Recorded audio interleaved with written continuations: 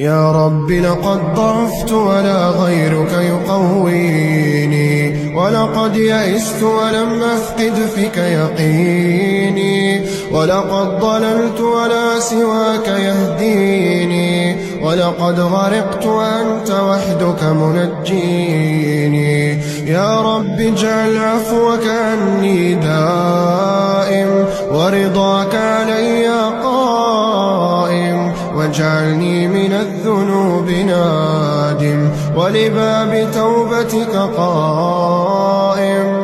اللهم امنحني القوة لأقاوم نفسي، والشجاعة لأواجه ضعفي، واليقين لأتقبل قدري، والرضا ليرتاح عقلي.